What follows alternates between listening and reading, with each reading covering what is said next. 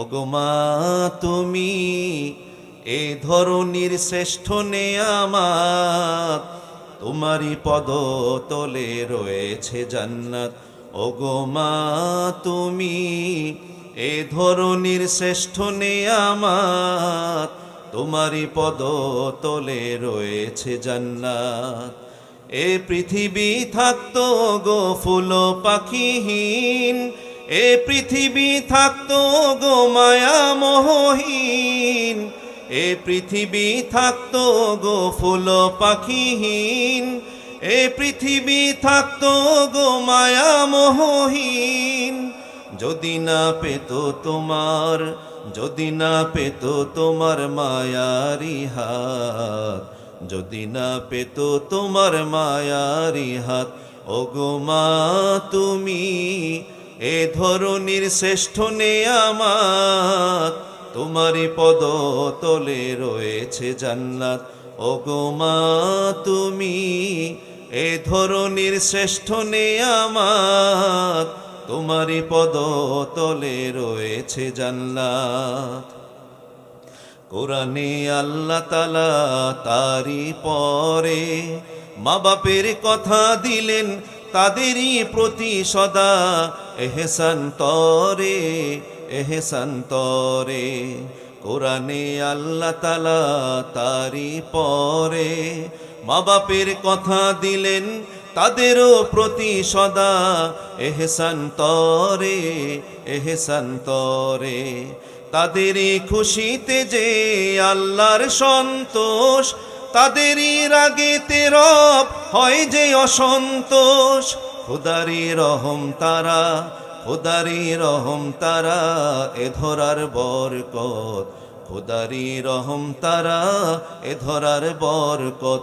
ওগো মা তুমি এ ধরনীর শ্রেষ্ঠ নেয়ামত, তোমারই পদ তলে রয়েছে জান্নাত। ওগো মা তুমি এ ধরনীর শ্রেষ্ঠ নেয়ামত, তোমারই পদ তলে রয়েছে জান্নাত। সবাই জোরে পড়েন আমিন। আউযু বিল্লাহি মিনাশ শাইতানির রাজীম। বিসমিল্লাহির রহমানির রহিম। وقضى ربك ألا تعبدوا إلا إياه وبالوالدين إحسانا إما يبلغن عندك الكبر أحدهما أو كلاهما فلا تقل لهما أف ولا تنهرهما وقل لهما قولا كريما واخفض لهما جناح الذل من الرحمة وقل رب ارحمهما كما ربياني صغيرا। কোরআনুল কারীমের সুপরিচিত, বহুল পঠিত, বহুল শ্রবণকৃত একটি আয়াত সূরাতু বনী ইসরাঈল থেকে আমি আপনাদেরকে শোনালাম। এখানে আল্লাহ তাআলা বলছেন ওয়াকাদা রব্বুকা, তোমার রবের পক্ষ থেকে ফয়সালা হয়েছে, চূড়ান্ত রায় হয়ে গিয়েছে। আল্লা তা'বুদু ইল্লা ইয়্যাহ, আল্লাহ ছাড়া আর কারো ইবাদত করা যাবে না। ওয়াবিল ওয়ালিদাইনি ইহসানা, আর মা বাবার প্রতি ইহসান করো। একটু আগে আমার আগে যিনি আলোচনা করেছিলেন, ওনার আলোচনা আমি রুম থেকে শুনতেছিলাম, খুব ভালো আলোচনা করতেছিলেন। আমি যদি এখন আমাকে সময়টা দেওয়া না হতো, আমি বলতাম যে আরও আধা ঘন্টা ওয়াচ করেন। ওনার আলোচনা খুব চমৎকার ছিল, এর মধ্যে একটা শব্দ ছিল ইহসান। এখানে আল্লাহ তাআলা বলছেন ওয়াবিল ওয়ালিদাইনি ইহসানা, পিতামাতার প্রতি সদাচরণ করো। তারপরে হচ্ছে ইম্মা ইয়াবলুগান্না ইনদাকাল কিবারা আহাদুহুমা, যদি তোমার জীবদ্দশায় তোমার মা বাবাকে বৃদ্ধ অবস্থায় পাও, আও কিলাহুমা, অথবা দুইজনের একজনকে পাও, তাহলে তাদের আচরণে বিরক্ত হয়ে ফালা তাকুল লাহুমা উফ, যন্ত্রণাদায়ক বিরক্তিকর শব্দ উহ উফ এ শব্দ উচ্চারণ করবে না। এর কারণ হচ্ছে এই, মানুষ যখন বৃদ্ধ হয়ে যায়, বয়স বেড়ে যায়, তখন যৌবনকালের মতো তার মেজাজটা থাকে না, তখন মেজাজ ভারসাম্যহীন হয়ে যায়, অকারণেই রেগে যায়। আপনার মা আপনার বৃদ্ধ বাবা অকারণে রেগে যায়, কোনো কারণ ছাড়াই রেগে যায়, তখন আপনাকে সহ্য করতে হবে। কারণ একটা সময় আপনিও বুড়া হবেন, তখন আপনি যত মেপে জুখে এখন কথা বলেন, বৃদ্ধ অবস্থায় আপনার এই মানদণ্ড থাকবে না, আপনিও একসময় আবুল তাবুল বলবেন। এই কারণে রব্বুল আলামিন বলছেন, বান্দা শোনো শোনো, তুমি যদি তোমার মা বাবাকে জীবদ্দশায় পাও অথবা দুইজনের একজনকে পাও, তাহলে তাদের আচরণে, তাদের কথাবার্তায়, তাদের কোনো কাজে বিরক্ত হয়ে মা বাবাকে কষ্টদায়ক শব্দ, গালাগালি তো অনেক দূরের কথা, যন্ত্রণাদায়ক শব্দ, উফ শব্দটা পর্যন্ত বলিও না, নীরবে মায়ের যন্ত্রণাগুলো সহ্য করে যাও। সুবহানাল্লাহ বলেন। উফিল্লাহুমা, গালাগালি তো করবেই না, ধমক তো দিবেই না, শুধু উহ আম্মা, এই উহ শব্দটা করিও না। যদিও তারা অন্যায় করে, ভুল করে, তবু মায়ের কষ্ট যেন না পায়। আপনার মা ভুল করতেছে, আপনার মায়ের কথাটা বেঠিক, তারপরেও উফ শব্দটা করিও না। তারপরে রব্বুল আলামিন বলছেন, ওয়ালা তানহারহুমা, আর মা বাবাকে ধমক দিও না, কারণ তোমাকে আজকের এই পর্যায়ে তুলেছেন তোমার মা এবং বাবা। তোমার অশিক্ষিত মূর্খ মা বাবা যদি তোমাকে আদর যত্ন না করত, তাহলে আজকে তুমি বিসিএস ক্যাডার হতে পারতে না, আজকে তুমি লাখপতি কোটিপতি হতে পারতে না। মা বাবার আদর ছাড়া কি সন্তান বড় হতে পারে? পারে না। দেখবেন এখন তো কুকুর জন্ম দেওয়ার মৌসুম, দেখবেন চারিদিকে অনেক কুকুরের বাচ্চা আছে, 4টা 5টা 6টা 7টা বাচ্চা। এই সবগুলো বাচ্চা কি টিকে না। অনেক কুকুর আছে, মা কুকুরের একটা সন্তানও বাঁচে না। এর কারণ হচ্ছে মা কুকুর মানুষ যেভাবে যত্ন করে পালিত হয়, এভাবে মা কুকুর তার সন্তানগুলোকে আগলে রাখতে পারে না। এ কারণে একটা যে ফুসকুনিত, আরেকটা পরে রাস্তায়, আরেকটা পোলাপানি পিঠটা মাইরা লায়, ঠিক না বেঠিক? কিন্তু একজন মানুষের বাচ্চা, মানুষের মা তার সন্তানকে কত কষ্ট করে জান প্রাণ দিয়ে লালন করে তিলে তিলে বড় করে। এজন্য আল্লাহ তাআলা বলছেন, বান্দা যদি কখনো তোমার মা ভুল করে, অন্যায় করে, অথবা সঠিক কাজটা নাও করে, তবু তানহারহুমা, ধমক দিও না। তারপরে আল্লাহ তাআলা বলছেন, ওয়াকুল্লাহুমা কওলান কারীমা, তাদের সাথে সম্মানজনক নরম কথা বলিও। যদিও ভুল করে আল্লাহর কাছে দোয়া করে যে মাকে যেন আল্লাহ হেদায়েত দেয়, তবু সম্মানজনক কথা বলো। ওয়াকফিদ লাহুমা জানাহাযযুল্লি মিনার রাহমা, তুমি তোমার করুণার বাহুটা মায়ের সামনে অবনমিত করো। অর্থাৎ মায়ের সামনে বুক খাড়া কইরা পারতাম না, যাইতাম না, করতাম না, এরকম ধমকের সুরে কথা বলিও না। তোমার যে বাহু আছে, ওয়াকফিদ লাহুমা জানাহাযযুল্লি মিনার রাহমা, তোমার দয়ার বাহু, দয়ার ডানা মায়ের সামনে অবনমিত করো। তারপরে মায়ের জন্য আমার কাছে আমার শেখানো দোয়া দ্বারা প্রার্থনা করো, রব্বির হামহুমা ওয়াকুর রব্বির হামহুমা কামা রব্বায়ানি সগীরা। সম্মানিত বন্ধুগণ, একটু চা দিয়ে কোরআনুল কারীমে আল্লাহ তাআলা শিখিয়ে দিয়েছেন, বান্দা তুমি তোমার বৃদ্ধ মা বাবা যদি দুনিয়াতে থাকে অথবা কবরে চলে যায়, জীবদ্দশায় কিংবা মৃত অবস্থায়, উভয় হালতে একই দোয়া করবেন, রব্বির হামহুমা কামা রব্বায়ানি সগীরা।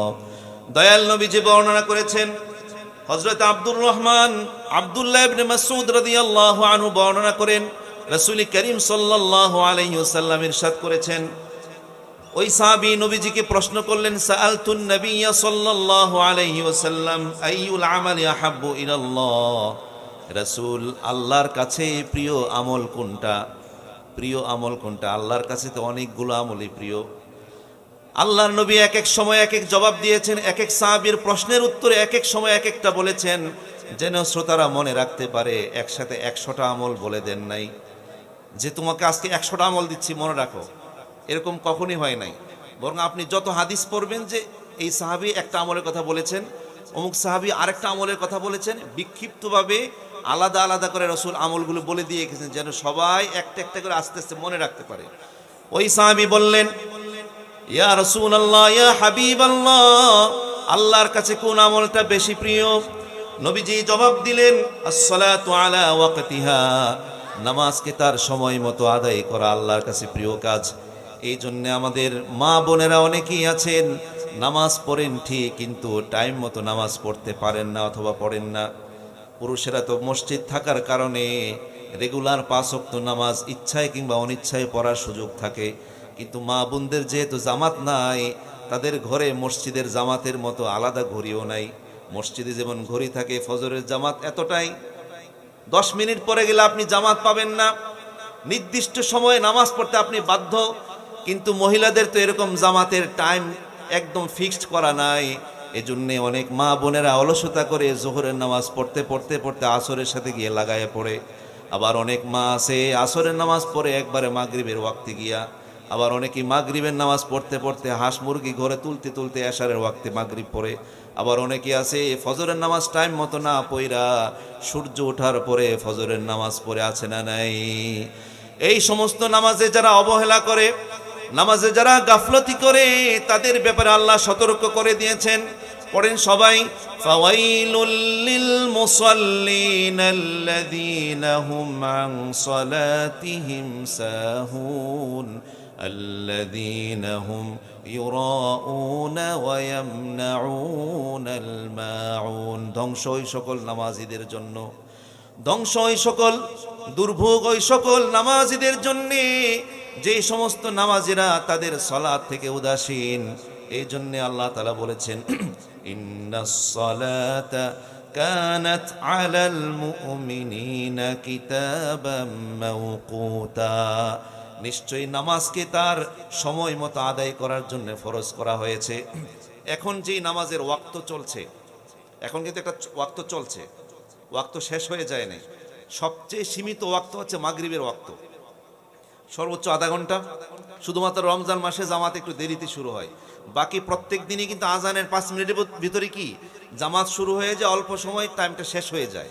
কিন্তু এখন যে ওয়াক্তটা চলছে, এই ওয়াক্তটা অনেকক্ষণ চলবে, কমপক্ষে 12টা পর্যন্ত চলবেই, লম্বা সময়। এজন্য আল্লাহ তাআলা বলছেন, ইন্নাস সালাতা কানাত আলাল মুমিনিনা কিতাবাম মাওকুতা। নিশ্চয়ই সালাতকে মুমিনদের জন্য নির্দিষ্ট সময় আদায় করা ফরজ করা হয়েছে। নামাজ পড়া যেমন ফরজ, আপনার বিছানা পাক থাকা যেমন ফরজ, পোশাক পাক থাকা যেমন ফরজ, ওয়াক্ত মতো নামাজ পড়াটাও ফরজ। আর যে সমস্ত মুসল্লিরা নামাজে অবহেলা করে, পড়ে ঠিক কিন্তু টাইমটা ম্যানেজ করে না, এই পড়ছি কি পড়ছি জোড়াতালে দিয়ে কোনো মতে নামাজ পড়ে, তাদের ব্যাপারে আল্লাহ তাআলা বলছেন, ফাওয়াইলুল লিল মুসাল্লিন। দুর্ভোগ, কষ্ট, ধ্বংস ওই সমস্ত মুসল্লিদের জন্যে যারা নিজেদের সালাত থেকে উদাসীন। আমরা কি 5 ওয়াক্ত নামাজ সময় মতো আদায় করতে পারবো ইনশাআল্লাহ? সবাই ইনশাআল্লাহ তো বলেন, সবাই পারবো তো ইনশাআল্লাহ? হায়াত খুবই অল্প, দেখেন না এখন চতুর্দিকে মানুষ শুধু স্ট্রোক করে মারা যাচ্ছে, নানান জটিল রোগে আক্রান্ত হয়ে মারা যাচ্ছে, মধ্য বয়সে মারা যাচ্ছে। এখন আর কেউ 70-80 বছরের লম্বা আশা কেউ করবেন না ভাই। চতুর্দিকে শুধু অসুস্থতা, মৃত্যু আর মৃত্যু, শুধু মৃত্যু। জলজ্যান্ত যুবক মানুষের মৃত্যু। লম্বা হায়াত, আপনি বিয়ে করবেন, বাচ্চা হবে, নানা হবেন, তারপরে নামাজ পড়বেন, ভুল ধারণা। হায়াত আমাদের খুবই কম। সম্মানিত বন্ধুগণ, নবীজি বললেন 1 নাম্বার আল্লাহর প্রিয় কাজ হচ্ছে নামাজ পড়া, তবে তা ওয়াক্ত মতো পড়া, টাইম মতো পড়া। ওই সাহাবী আবার বললেন, ইয়া রাসূলুল্লাহ, তারপরে কোনটা? নবীজি জবাব দিলেন, বিররুল ওয়ালিদাইন, মা বাবার প্রতি সদাচরণ করা, এটাও আল্লাহর প্রিয় কাজ। মা বাবার প্রতি ভালো আচরণ করা এটা শুধু ভদ্রতাই নয়, বরং এটা ইবাদত, আল্লাহর হুকুম। ওয়াবিল ওয়ালিদাইনি ইহসানা, পিতামাতার প্রতি ভালো আচরণ করা এটা নামাজের মতো আরেকটা ইবাদত। জোরে কোন সুবহানাল্লাহ। এটা শুধু ভদ্রতা, সামাজিকতা, শিষ্টাচারিতা শুধু নয়। নামাজ যেমন ইবাদত, তিলাওয়াত যেমন ইবাদত, নবীজির শানে দরুদ সালাম পড়া যেমন আল্লাহ তাআলা বলছেন ওয়াসাল্লিমু তাসলিমা, এটা যেমন ইবাদত। মা বাবার প্রতি ভালো ব্যবহার করা এটা একটা আল্লাহর হুকুম, একটা ইবাদত। চিল্লায় বলেন সুবহানাল্লাহ। তারপরে নবীজি বললেন, ওই সাহাবী যখন বললেন, ইয়া রাসূলুল্লাহ, তারপরে কোন আমলটা প্রিয়? নবীজি জবাব দিলেন, আল জিহাদু ফি সাবিলিল্লাহ, আল্লাহর পথে সংগ্রাম করা, লড়াই করা, সেটাও আল্লাহর প্রিয়। আজকের এই আলোচনায় 3টা আমল পেলাম। 1 নাম্বার আমল আল্লাহর কাছে প্রিয়, ওয়াক্ত মতো নামাজ পড়া। 2 নাম্বার হচ্ছে মা বাবার প্রতি সদাচরণ করা। 3 নাম্বার হচ্ছে আল্লাহর পথে সংগ্রাম করা, লড়াই করা। এই কারণে আমাদেরকে সালাত টাইম মতো আদায় করার দরকার আছে না নাই? আমরা যে প্রতিদিন 5 ওয়াক্ত নামাজে রুকু এবং সিজদায় যে 2টা তাসবিহ পড়ি, এই 2 তাসবিহ পড়ার কথা আল্লাহ কুরআনুল কারীমে ইরশাদ করেছেন। এক নাম্বার হচ্ছে সূরাতুল ওয়াকিয়ার শেষে ফাসাব্বিহ বিসমি রাব্বিকাল আযীম। নবীজি এই আয়াত নাজিল হওয়ার পরে সাহাবায়ে কেরামকে বললেন, তোমরা রুকুতে পড়ো সুবহানা রাব্বিয়াল আযীম। সূরা ওয়াকিয়ার শেষ আয়াত ফাসাব্বিহ বিসমি রাব্বিকাল আযীম, তুমি তোমার মহান রবের নামে গুণকীর্তন করে তাসবিহ পড়ো। নবীজি বললেন, তোমরা রুকুতে পড়ো সুবহানা রাব্বিয়াল আযীম, আমি আমার মহান রবের তাসবিহ পড়ছি। আবার সূরাতুল আলা যখন নাজিল হয়ে গেল, সূরাতুল আলা যখন নাজিল হলো, সাব্বিহ ইসমা রাব্বিকাল আলা, তুমি তোমার মহান রবের তাসবিহ পড়ো। এবার নবীজি বললেন, তোমরা সেজদায় গিয়ে পড়ো সুবহানা রাব্বিয়াল আলা। আয়াত কি? সাব্বিহ ইসমা রাব্বিকাল আলা। নবীজি বললেন, তোমরা সেজদায় পড়ো সুবহানা রাব্বিয়াল আলা। এখন থেকে আমরা, অর্থাৎ রাসূল করিম সাল্লাল্লাহু আলাইহি ওয়াসাল্লামের উপর এই দুই আয়াত নাজিল হওয়ার পর থেকে নিয়ে এখন পর্যন্ত এবং কিয়ামত পর্যন্ত যত নামাজি আসবে সবাই রুকুর মধ্যে কি পড়বে? সুবহানা রাব্বিয়াল আযীম। সিজদায় পড়বে সুবহানা রাব্বিয়াল আলা। আব্দুল্লাহ ইবনে ওমর রাদিয়াল্লাহু আনহু বলেন, রাসূলুল্লাহ সাল্লাল্লাহু আলাইহি ওয়াসাল্লাম বলেছেন, রিদার রাব্বি ফি রিদাল ওয়ালিদ, বাবার সন্তুষ্টিতে আল্লাহর সন্তুষ্টি, ওয়া সাখাতুর রাব্বি ফি সাখাতিল ওয়ালিদ, আর বাবার অসন্তুষ্টিতে নারাজিতে আল্লাহর নারাজি। এই কারণে শুধুমাত্র কেউ যদি বলে যে আমি তিন চিল্লার সাথী, আমি কোরআন হাদিস অনেক জানি, অনেক বেশি পড়ি, শুধু কোরআন হাদিস আর নামাজ রোজা করলেই হবে না, মা বাবার সন্তুষ্টির দরকার আছে না নাই? আপনি যতই বন্দিগি করেন, রাসূল পাক সাল্লাল্লাহু আলাইহি ওয়াসাল্লাম বলছেন, রিদর রব্বি ফি রিদল ওয়ালিদ, বাবা মায়ের সন্তুষ্টিতে আল্লাহর সন্তুষ্টি, বাবা মায়ের অসন্তুষ্টিতে আল্লাহর অসন্তুষ্টি। একটা হাদিস আপনারা হয়তো অনেক আগে শুনেছেন যে তিন ব্যক্তি মায়ের কোলে থাকা অবস্থায় কথা বলেছেন। এর মধ্যে একজন হচ্ছে ঈসা আলাইহিস সালাম, আরেকজন হচ্ছেন সাহেবে জুরাইজ। এই কাহিনী আরেকদিন যদি সময় পাই বলবো, অথবা আপনাদের খতিব সাহেব বলে দিচ্ছি, উনি যেন একদিন জুমার আলোচনায় বলে দিন। তো ওই আল্লাহর ওলি, অর্থাৎ গল্পের শেষ অংশটা বলছি, অনেক বুজুর্গ ব্যক্তি, তিনি পাহাড়ের উপরে ওনার খানকা, ওখানে উনি বন্দিগি করছেন, রেগুলার তাসবিহ তাহলিল মোরাকাবা মুশাহাদা করছেন। একদিন ওনার আম্মা ওনার খানকায় গেছে, এমন সময় গেছে যে সময় উনি নামাজ পড়তেছেন, নফল নামাজ পড়তেছেন, মা তাকে ডাক দিল। এখন তিনি নামাজের মধ্যে মনে মনে বলতেছেন, আল্লাহ, আমার মা ডাকতেছে আর এদিকে আমি নামাজ পড়ছি, আমি কি করব এখন? তিনি নামাজটা শেষ করলেন। শেষ করার পরে দেখেন মা আর নাই, চলে গেছে। আরেকদিন মা এসেছেন, এমন সময় এসেছেন যে সময় আল্লাহর ওলি নামাজ পড়তেছেন, ডাকতেছেন তাকে নাম ধরে। তখন ওই আল্লাহর ওলি বলতেছেন, আল্লাহ, আমি এখন কি করব? আমি কি নামাজটা ছেড়ে দিব, না আমার মায়ের ডাকে সাড়া দিব? এই কথা বলে চিন্তা করলেন, না, আমি নামাজটা শেষ করি। শেষ করার পরে দেখলেন মা চলে গেছে। ঠিক আরেক দিন মা এসেছে তার খানকাতে, বাইরে থেকে দাঁড়ায় ডাকতেছে, হে অমুক অমুক, মানে ছেলের নাম বলতেছে। তিনি ওই দিনও ভাগ্য করবেন নামাজ পড়তেছেন, মা ডাকতেছে। এবার আবার চিন্তা করতেছে, আল্লাহ, আমি এখন কি করব? আমি এখন নামাজ পড়তে নামাজটাকে ভেঙে ফেলবো, ভেঙে ফেললে যদি তুমি কষ্ট পাবো আল্লাহ। এই কারণে চিন্তা করছে আমি নামাজটা শেষ করি, মায়ের ডাকে সাড়া দিব। এদিকে ওই মা করছে কি, এই ছেলের নামে আল্লাহর কাছে বদদুয়া করে ফেলছে। মা বদদুয়া করছে, হে আল্লাহ, আমার এই ছেলেরে জেনাকারী না দেখাইয়া, অর্থাৎ জেনাকারীকে না দেখায় তার মৃত্যু দিও না, এমন বদদুয়া করে ফেলছে। পরবর্তীতে হলো কি, ওই এলাকায় একটা দুশ্চরিত্রা রমণী ছিল, খারাপ মহিলা, যেই মহিলা রাস্তায় হাইটে হেঁটে কাজ করে, বিভিন্ন ধরনের আকাম কুকাম করে। ওই মহিলা ওই আল্লাহর ওলির কাছে গেছে, গিয়ে বলতেছে যে আমি চাই যে আমার গর্ভে আপনার একটা সন্তান হোক, আপনি আমাকে স্ত্রী হিসেবে নিলেও পারেন, অথবা আমাকে ব্যবহার করলে পারেন, আমি চাই আমার একটা সন্তান আপনার হোক। নাউজুবিল্লাহ বলবেন না জোরে? ওই আল্লাহর ওলি বললেন, না, আমার পক্ষে কখনোই সম্ভব না। বারবার ফুসলাতে লাগলো, নানান উপায়ে, নানান ছলনায়, নানান কৌশলে ওই আল্লাহর ওলির মনকে জয় করার চেষ্টা করলো। কোনো ক্রমেই যখন সে পারল না, ব্যর্থ হলো, তখন ওই নারী চিন্তা করলো যে হুজুর, আপনারে আমি ফেরো ফালাবই, আপনাকে আমি পেছে ফালাবই, যেহেতু আপনি আমার আবদাল রাখলেন না, আপনি এই খানকা শরীফে কেমনে থাকেন আর এখানে মর্যাদার সাথে কেমনে থাকেন সেটা আমি দেখে নিব।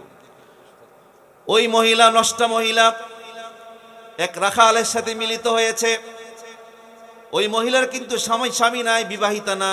ওই মহিলা এক রাখালের সাথে মিলিত হওয়ার পরে তার গর্ভে একটা বাচ্চা হয়েছে। ওই বাচ্চা যখন প্রসব হয়েছে, লোকেরা জিজ্ঞাসা করলো, কিরে তোর না জামাই নাই, বাচ্চা আসলো কোত্থেকে? ওই মেয়ে লোক বলল যে ওই খানকা শরীফের বুজুর্গ আল্লাহর ওলির বাচ্চা এটা, নাউজুবিল্লাহ মিজান। ওই যে মা যে বদদুয়া করছে, হে আল্লাহ তার জিনাকারিনীর না দেখাইয়া তার মরণ দিও না, মা বদদুয়া করছে। পরে সবাই তো বিশ্বাস করছে মানুষ এমনই, একজন ভালো মানুষের কোনো দোষ ত্রুটি যাচাই বাছাই না করেই সমানে মায়ের শুরু। অনেক জায়গায় এরকম ঘটনা ঘটে যে ইচ্ছা মতো হুজুর কি মারল, পরে দেখা গেল হুজুর এই কাহিনীর কাছেও নাই। তো সবাই এলাকার মানুষ যাচাই বাছাই না করে সবাই মিলা হুজুরের খানকা শরীফ ভেঙ্গে চুরে চুরমার করে ফেলছে, হুজুরকে বেধড়ক পিটিয়েছে সবাই। পরবর্তীতে আল্লাহর মায়ের দুনিয়ার বায় সত্য তো প্রকাশিত হয়েই একদিন, তখন জানা গেল যে ওই মহিলার পেটে যে বাচ্চা যে দুনিয়াতে এসেছে এটা হুজুরের বাচ্চা না, ওই বাচ্চা ওই রাখালের আকাম করা জারজ সন্তান। তখন যারা যারা হুজুরের খানকা শরীফ ভেঙেছিল সবাই মিলে এসে হুজুরের পায়ে পড়লো, হুজুর আমাদেরকে মাফ করে দিন, আসলে আমাদেরকে জানার দরকার ছিল, আগে তথ্য নেওয়ার দরকার ছিল, ওই দুষ্ট মহিলার কথা শুনে আমরা বিশ্বাস করে ফেলেছিলাম। এখন আপনি যদি চান স্বর্ণ দিয়ে আপনার খানকা শরীফটা আবার বানায় দিই, কোন সুবহানাল্লাহ, যদি চান স্বর্ণ দিয়ে বানায় দিব। আল্লাহর ওলি তো, তিনি বললেন না স্বর্ণের কাম নাই, আমার খানকাটা যেমন ছিল ঠিক তেমনই বানায় দাও। তখন লোকেরা তাকে আবার ইজ্জত সম্মানের সাথে আবার স্বপদে তাকে বহাল করেছে। এই যে আল্লাহর ওলি, ওনার কোনো দোষ নাই, কোনো গুনাহ নাই, কিছুই নাই। ওনার কাজটা কিন্তু ভুল ছিল না, উনি নামাজে দাঁড়াইছে তো চিন্তা করছে নামাজটা অর্ধেক পড়ছি আর অর্ধেক বাকি আছে, নামাজটা শেষ করি মায়ের কথায় সাড়া দিব। কিন্তু মা যেদিকে বদদুয়া দিছে, এই বদদুয়ার কারণে ওই অপবাদটা তার উপর উঠছে। এই কারণে মা কারোর জন্য সৌভাগ্যের প্রতীক, আবার কারোর জন্য মা হচ্ছে কাল সাপ, ঠিক না বে ঠিক? এই জন্যে মা যদি ভুলও করে তবু তার কষ্ট দিয়েন না, তাকে বলিয়েন না মা কাজটা করো কেন, যা মনে হচ্ছে তা করো। মনের দুঃখটা মনেই রাখবেন, আপনার স্ত্রীর সাথে খারাপ ব্যবহার সেটা মনেই রাখেন, কিন্তু কখনোই আপনার বক্তব্যে, কথায়, আলাপচারিতায়, আপনার আচরণে মায়ের অন্তরে যেন কষ্ট না হয়। কষ্ট যদি হয় তাহলে ওইটার মতো হবে, নাউজুবিল্লাহ বলবেন না জোরে। এই জন্যে আব্দুল্লাহ ইবনে উমর রাদিয়াল্লাহু আনহু বর্ণনা করেছেন, নবী করিম সাল্লাল্লাহু আলাইহি ওয়াসাল্লাম বলেন, রিদর রব্বি ফি রিদল ওয়ালিদ ওয়া সাখাতুর রব্বি ফি সাখাতিল ওয়ালিদ। বাবার সন্তুষ্টিতে আল্লাহর সন্তুষ্টি, বাবা মায়ের অসন্তুষ্টিতে আল্লাহর অসন্তুষ্টি। এই জন্যে আল্লাহর সন্তুষ্টি যেমন তালাশ করে নামাজ রোজা করে, অনুরূপভাবে মা বাবার শুকরিয়া, মা বাবার খিদমত, মা বাবার প্রতি সুন্দর আচরণ করার দরকার আছে না নাই? ওগো মা তুমি এ ধরনীর শ্রেষ্ঠ নেয়ামত, তোমারই পদ তলে রয়েছে জান্নাত। ওগো মা তুমি এ ধরনীর শ্রেষ্ঠ নেয়ামত, তোমারই পদ তলে রয়েছে জান্নাত। এ পৃথিবী থাকতো গো ফুল পাখিহীন, এ পৃথিবী থাকতো গো মায়া মোহহীন, এ পৃথিবী থাকতো গো ফুল পাখিহীন, এ পৃথিবী থাকতো গো মায়া মোহহীন। যদি না পেত তোমার, যদি না পেত তোমার মায়ারি হাত, যদি না পেত তোমার মায়ারি হাত। ওগো মা তুমি এ ধরনীর শ্রেষ্ঠ নেয়ামত, তোমারই পদ তলে রয়েছে জান্নাত। ওগো মা তুমি এ ধরনীর শ্রেষ্ঠ নেয়ামত, তোমারই পদ তলে রয়েছে জান্নাত। কোরআনে আল্লাহ তাআলা তারই পরে মা বাপের কথা দিলেন, তাদেরই প্রতি সদা এহসান তরে, এহসান তরে। কোরআনে আল্লাহ তাআলা তারই পরে মা বাপের কথা দিলেন, তাদেরও প্রতি সদা এহসান তরে, এহসান তরে। তাদেরই খুশিতে যে আল্লাহর সন্তোষ, তাদেরই রাগেতে রব হয় যে অসন্তোষ। খোদারি রহম তারা, খোদারি রহম তারা, এ ধরার বরকত, খোদারি রহম তারা, এ ধরার বরকত। ওগো মা তুমি এ ধরনের শ্রেষ্ঠ নেয়ামত, তোমারই পদ তলে রয়েছে জান্নাত। ওগো মা তুমি এ ধরনের শ্রেষ্ঠ নেয়ামত, তোমারই পদ তলে রয়েছে জান্নাত। সবাই জোরে পড়েন আমিন। দুইটি আমল আছে, যে আমল আল্লাহর দরবারে পৌঁছতে মাঝখানে কোনো বাধা থাকে না, কোনো জায়গায় বিপত্তি ঘটে না, সরাসরি আল্লাহর আরশে আজিমে পৌঁছে যায়। এক হাদিসে এসেছে, উমর ইবনে খাত্তাব রাদিয়াল্লাহু আনহু বলেন, মানুষ যখন দোয়া করে প্রত্যেকটা দোয়া আসমান এবং জমিনের মাঝখানে ঝুলন্ত থাকে যতক্ষণ তোমার নবীজির শানে দরুদ পাক না করা হয়। এই জন্যে ফজর, জোহর, আসর, মাগরিব, এশা, ফরজ, ওয়াজিব, সুন্নত, নফল, ফরজে আইন, ফরজে কিফায়া, এমন কোনো নামাজ নাই যে নামাজে নবীজির শানে দরুদ নাই। আছে নাকি এমন কোনো নামাজ? রানিয়ারা থেকে এমন কোনো বিশেষ স্পেশাল নামাজ আছে যে নামাজে দরুদ পড়া লাগে না? আছে এমন কোনো নামাজ? ফজরে আছে, জোহরে আছে, আসরে আছে, মাগরিবে আছে, এশাতে আছে, তারাবির নামাজে আছে, জানাজার নামাজেও আছে। যেই নামাজে রুকু নাই, সেজদা নাই, যেই নামাজে রুকু নাই, সেজদা নাই, কেরাত নাই, রাকাত নাই, ওই নামাজে পর্যন্ত দরুদ আছে না নাই? সুবহানাল্লাহ বিহামদি। দুইটা আমল আছে, যেই দুইটা আমল আল্লাহর আরশে আজিমে পৌঁছতে মাঝখানে আটকায় না, সরাসরি পৌঁছে যায়। এর মধ্যে একটা হচ্ছে লা ইলাহা ইল্লাল্লাহ। বান্দা যখন অন্তর থেকে এই কালিমা পড়ে, এই কলমা শরীফ সরাসরি আল্লাহর আরশে পৌঁছে যায়, মাঝখানে আটকায় না। দুই নাম্বার হচ্ছে বাবার দোয়া। বাবা যদি সন্তানের জন্যে সুদোয়া করে সেটাও পৌঁছে যায়, বাবা যদি সন্তানের জন্য বদদোয়া করে সেটাও পৌঁছে যায়, মাঝখানে আটকায় না। বিনা বাধায়, বিনা অন্তরায় সরাসরি আল্লাহর আরশে পৌঁছে যায়। আরশে আজিম একটা হচ্ছে লা ইলাহা ইল্লাল্লাহ। বান্দা যখন একা একা অথবা দলবদ্ধভাবে আওয়াজ করে, অথবা মনে মনে, অথবা দিলে দিলে যদি পড়ে লা ইলাহা ইল্লাল্লাহ, একবার পড়ুক, 100 বার পড়ুক, 1000 বার পড়ুক, এগুলো পৃথিবীর কোনো জায়গায়, আসমানের কোনো জায়গায় ফেরেশতারা আটকায় না। লা ইলাহা ইল্লাল্লাহ এটা সরাসরি আল্লাহর আরশে আজিমে পৌঁছে যায়। জুড়ে বলেন সুবহানাল্লাহ বিহামদি। আবু হুরায়রা রাদিয়াল্লাহু আনহুর বর্ণনায় রাসূল পাক সাল্লাল্লাহু আলাইহি ওয়াসাল্লাম বলেছেন, ক্বালা আবদুন মা ক্বালা আবদুন লা ইলাহা ইল্লাল্লাহ ইল্লা ফুতিহাত লাহু আবওয়াবুস সামা।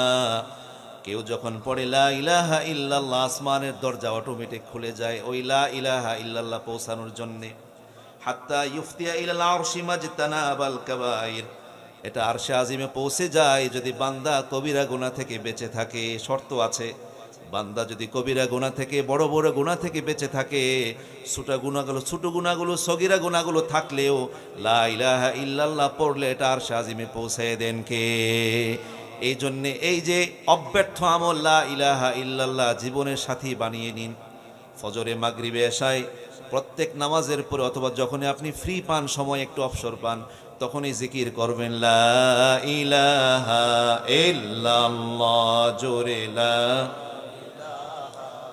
পেছনের আওয়াজটা কম হইতেছে, জোরে।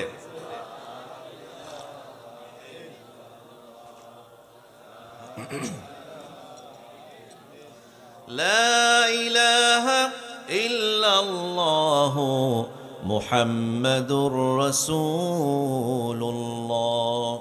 সাল্লাল্লাহু আলাইহি ওয়াসাল্লাম। রমজান মাসে আপনারা যারা জুমার নামাজ পড়েন, একটা হাদিস প্রায় মসজিদে রমজান মাসে পাঠ করা হয়। ওই হাদিসটা হচ্ছে মিম্বরের হাদিস।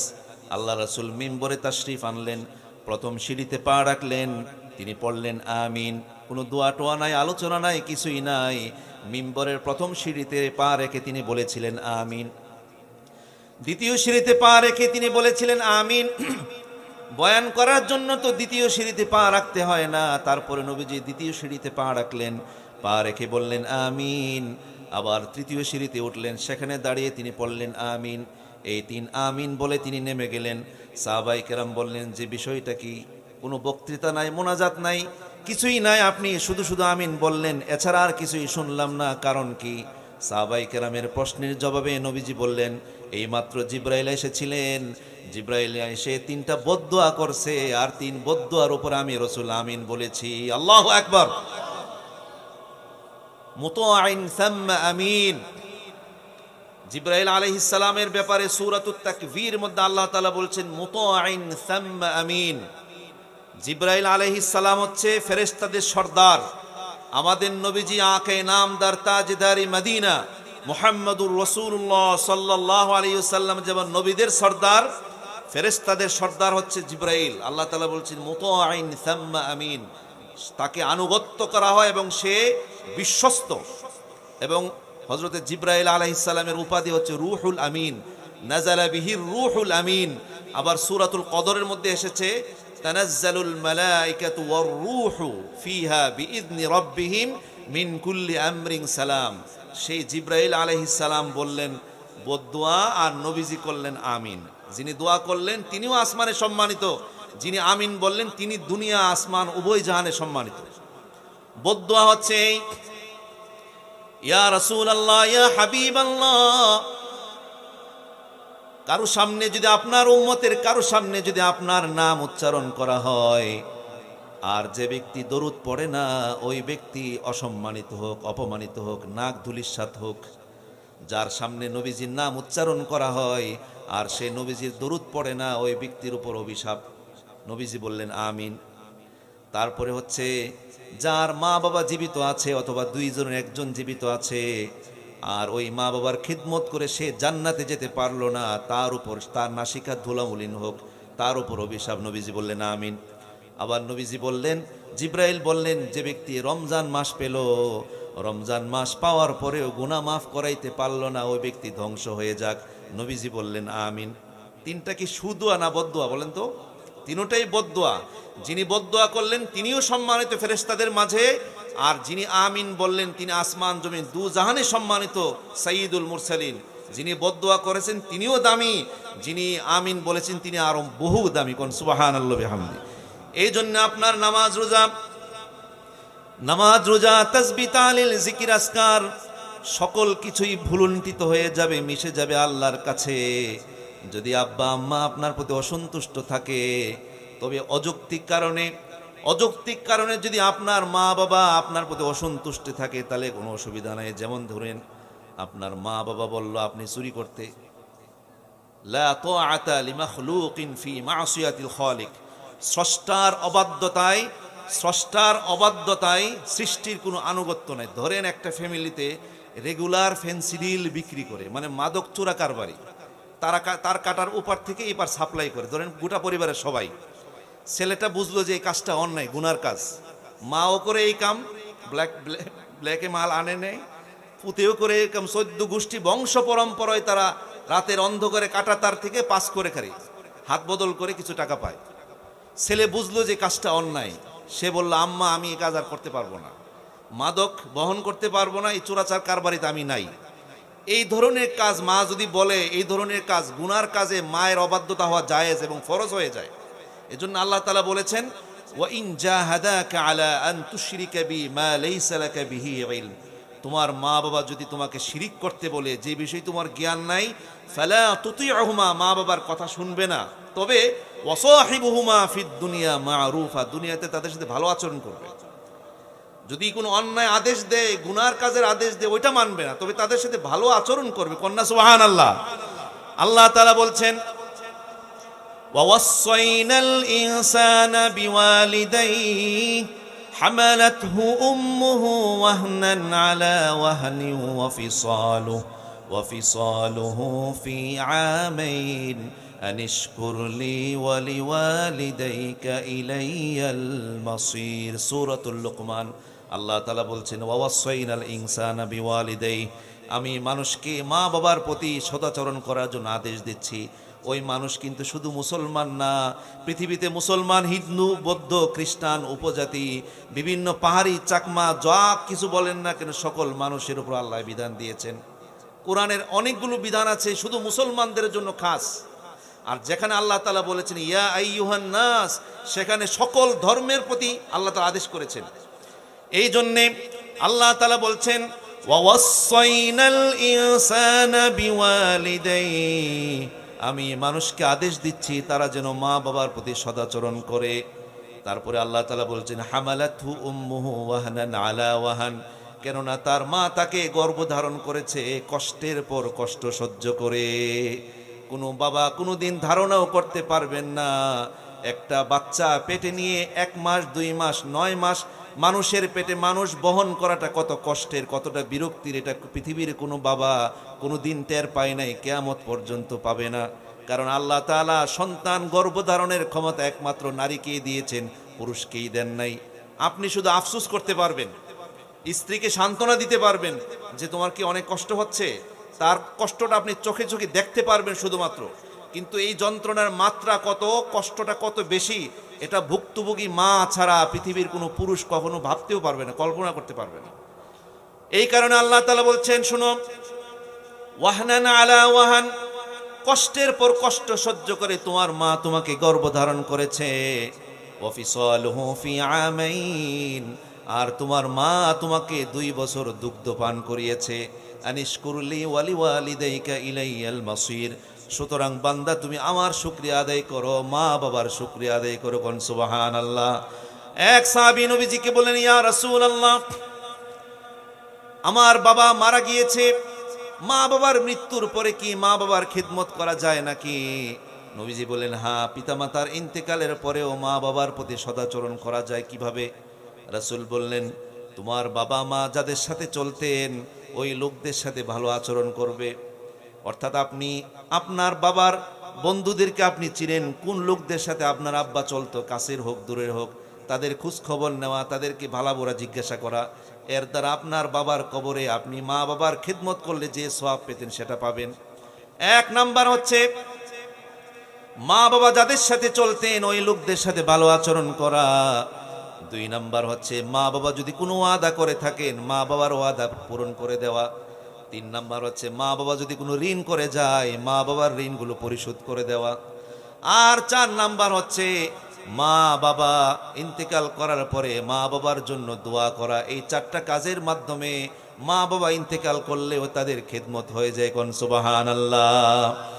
এই কারণে যাদের মা বাবা ইন্তেকাল করেছেন, মা যাদের সাথে চলতেন, যে সমস্ত নারীদের সাথে চলতেন, যে সমস্ত মুরব্বী মহিলাদের সাথে চলতেন, তাদেরকে মাঝে মধ্যে দাওয়াত দেওয়া, ভালো আচরণ করা, ভালোবোরা জিজ্ঞাসা করা, সালাম কালাম করা। বাবা যাদের সাথে চলতেন, নামাজ পড়তেন, আড্ডা মারতেন, গল্প করতেন, যাদের সাথে সুপরামর্শ নিতেন, তাদের প্রতি সুন্দর ব্যবহার করার মাধ্যমে আপনার বাবা কবরে থেকে আপনার প্রতি সন্তুষ্ট থাকবে, আর আপনিও পিতামাতার খিদমতে সওয়াব পেয়ে যাবেন। কোন সুবহানাল্লাহ। সম্মানিত বন্ধুগণ, আমার কিন্তু আর বেশিক্ষণ সময় নেই, অল্প একটু পরেই আমাদের আজকের মাহফিলের যিনি প্রধান আকর্ষণ তিনি চলে আসবেন। ওনার আসার আগ পর্যন্ত অল্প সময় বাকি আলোচনা আমরা করতে চাই। আপনারা কি সবাই শুনতে চান? ইনশাআল্লাহ বলেন সবাই। পিছনে মনে অনেকে ঘুমাইতেছে, একটু চাটার ব্যবস্থা আসেনি?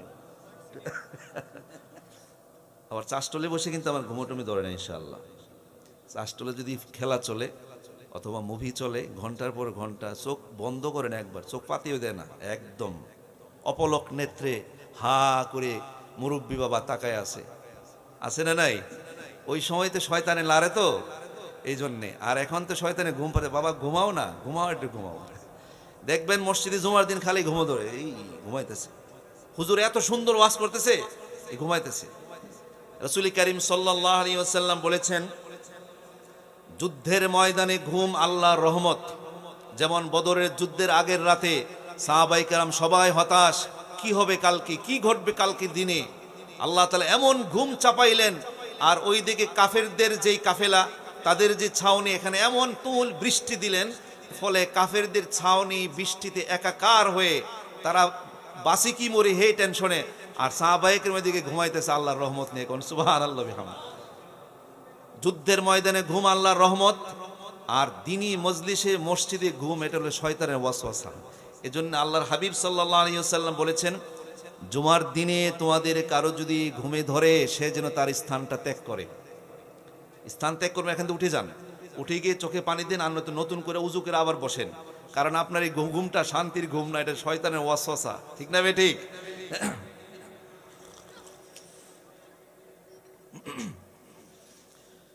একজন সাহাবী নাম তার সাআদ ইবনে আবি ওয়াক্কাস, দূরদর্শী সাহাবী, যিনি বিভিন্ন যুদ্ধে মুসলমানদের সেনাপতি ছিলেন।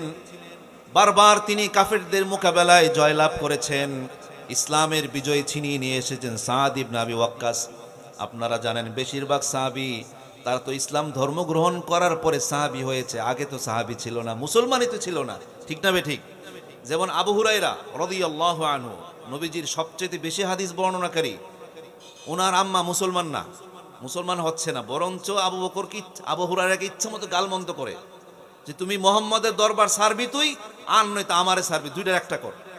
একদিন আবু হুরায়রা রাদিয়াল্লাহু আনহু নবীজির কাছে গিয়ে বলে, ইয়া রাসূলুল্লাহ, আমার মা তো বারবার আমাকে গালমন্দ করে, বারবার বলে আমি যেন আপনার দরবার ছেড়ে যাই, আমি যেন আপনার সাথে আর না মিশি, আপনি একটু কাজ করেন না, আমার আম্মার জন্য একটু দোয়া করেন না একটু। নবীজি আবু হুরায়রার মার জন্য দোয়া করলেন।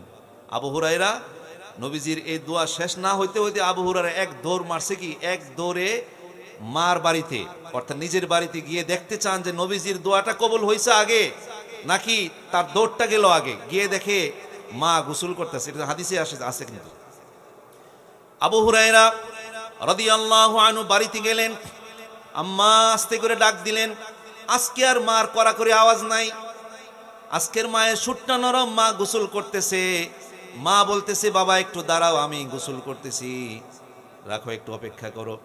বের হয়ে আসার পরে বললে, আবু হুরায়রা, তোমাকে অনেক গালমন্দ করেছি আখিরি নবীর দরবারে থাকার কারণে, রহমাতুল লিল আলামিনের দরবারে থাকার কারণে, মুসলমান হওয়ার কারণে বেশিরভাগ সময় তুমি নবীজির সাথে মসজিদে কাটাও, এজন্য তোমাকে অনেক গালিগালাজ করেছি। শোনো, আজকে আমার অন্তরে বুঝ এসেছে তুমি যার সাথে থাকো সে অত্যন্ত ভালো একজন মানুষ, মহামানব, তিনি রহমাতুল লিল আলামিন।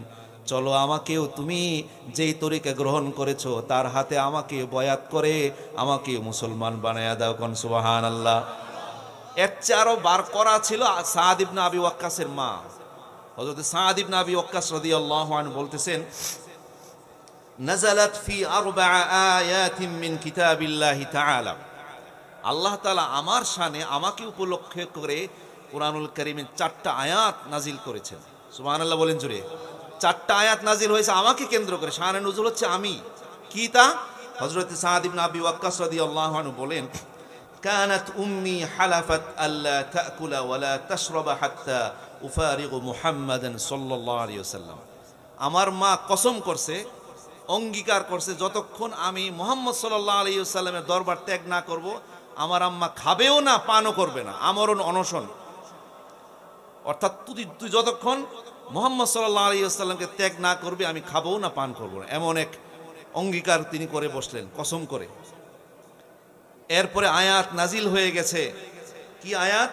ওয়া ইন জাহাদাকা আলা আন তুশরিকা বি মা লাইসা লাকা বিহি ইলম, মা বাবা যদি তোমাকে শিরিক করতে বলে যে বিষয়ে তোমার জ্ঞান নাই, তবে কখনোই মায়ের সন্তুষ্টির জন্য শিরিক করতে যাবে না।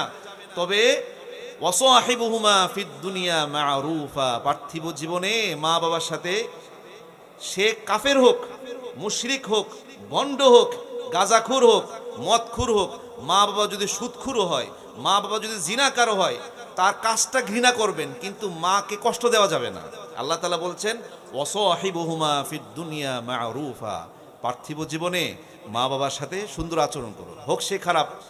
তোমাকে আল্লাহ তাআলা হেদায়েত দিয়েছেন, তুমি বুজুর্গ হয়েছো, আলেম হয়েছো, ভালো পথে এসেছো, কিন্তু তোমার মা বাবা বিপদগামী, তুমি তোমার মা বাবার জন্য দোয়া করো, কপালে থাকলে হেদায়েত হবে, হেদায়েত না হলে তোমার মাকে গালমন্দ করবা না, কারণ হেদায়েতটা কার কাছে?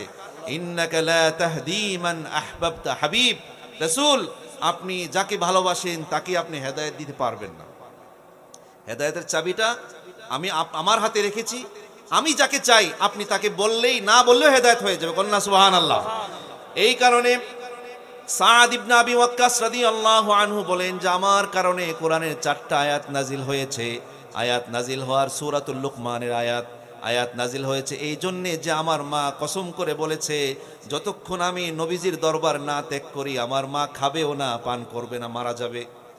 এরপর আল্লাহ আয়াত নাজিল করে দিয়েছেন। তারপরে আল্লাহ তাআলা বলছেন যে আনিশকুরলি ওয়ালি ওয়ালিদাইক, সুতরাং হে আদম সন্তান, হে মানব জাতি, মা বাবার মতো এমন নেয়ামত যে দিয়েছি, এই মা বাবার শুকরিয়া আদায় করো, আমারও শুকরিয়া আদায় করো। আল্লাহ তাআলা বলছেন, শুনতেছেন তো কথা নাকি? মনোযোগ আছে না গেছে?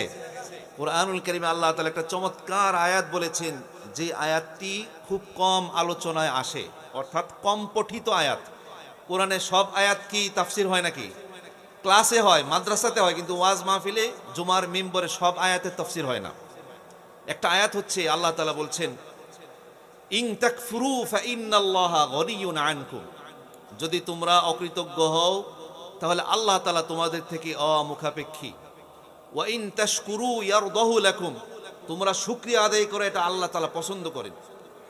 এজন্য আমাদের সব সময় যতটুকু আছে, যে অবস্থায় আছি, এই অবস্থাতে আমরা প্রশংসা করব একজনের। চিল্লায় বলেন তো তিনি কে?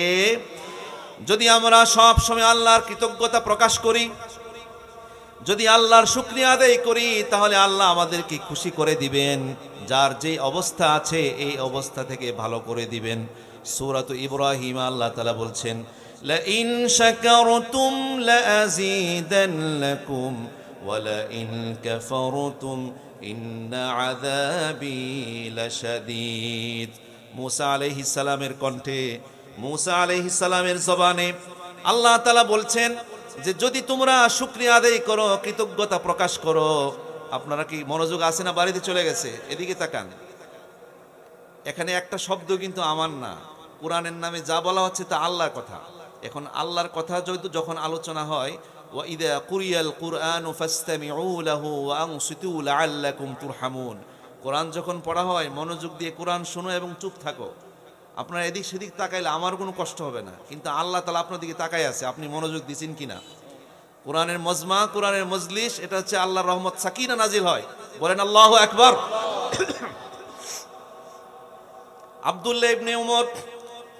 আব্দুল্লাহ ইবনে আমর রাদিয়াল্লাহু আনহু বর্ণনা করেছেন, রাসূল পাক সাল্লাল্লাহু আলাইহি ওয়াসাল্লাম বলেন, মিনাল কাবাইরি শাতমুর রাজুলি ওয়ালিদাইহি, কবিরা গুনার মধ্যে একটা মারাত্মক কবিরা গুনাহ হচ্ছে মা বাবাকে গালি দেওয়া। অনেক অবুঝ সন্তান আছে, জ্ঞান না থাকার কারণে অন্য মানুষকে যে গালিগালাজ দিয়ে অভ্যাস করে ফেলছে, মা বাবাকেও গালি দেয়। এরকম সন্তান, কুসন্তান আছে না নাই? বেশিরভাগ এটা হয় অশিক্ষিত পরিবারে। আর যেই সন্তান ড্রাগ এডিক্টেড হয়ে গিয়েছে, মাদকাসক্ত হয়ে গেছে, গাঞ্জার টাকা না পাইলে, বাবা ট্যাবলেটের টাকা না পাইলে, তখনই মা বাবাকে গালিগালাজ করে, আলমারি ভাঙ্গে, সুকেস ভাঙ্গে, মা বাবার মারে, এটা দে, এটা দে, এটা দে। যখন তার পিনিক উঠে যায়, পিনিক বুঝেন তো, প্রত্যেকটা জিনিসের কিন্তু একটা চাহিদা আছে।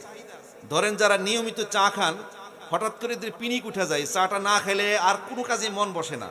যারা নিয়মিত পান খান, পানটা ভাত না খেয়ে থাকতে পারেন, পান ছাড়া কিন্তু থাকতে পারেন না। তো যারা নিয়মিত গাঞ্জা, গঞ্জিকা সেবন করে, গঞ্জিকা, এই গঞ্জিকা যারা নিয়মিত সেবন করে, তো টাইম আছে, কিন্তু নির্দিষ্ট সময় যদি না পায়, ঘন্টা খানেক পার হয়ে যায়, তখন আর তার শরীর কিন্তু আর নিজেকে কন্ট্রোল করতে পারে না, কন্ট্রোল করতে পারে না। তখনই এরে গালে দে, ওরে গালে দে, ঘরের মিসিব ভাঙ্গে, ওখান থেকে চুরি করে, ওই গাছের আম, ওই গাছের পাতা, ওই গাছের লতা চুরি করে, ওই দেখবেন যে খানকা শরীফের মাজারের দান বাক্স ভেঙে ফেলবে, মসজিদের দান বাক্স ভেঙে ফেলবে। এগুলো কিন্তু বড় চুর ডাকাত না, এগুলো ইস্টে পাকা চুরগুলো, যে গাঞ্জা খোর, যেগুলো গাঞ্জা নাঞ্জা না পাইলে ওই মসজিদে তালা ভাঙে, মসজিদের দান বাক্স। নাউজুবিল্লাহ বলবেন না জোরে? নবীজি বললেন, আসছে নাকি? একটা স্লোগান দেন না, সুন্দর করে একটা স্লোগান দেন, লম্বা করে। বাহিরে যারা আছে একজন লোক যেন বাকি না থাকে।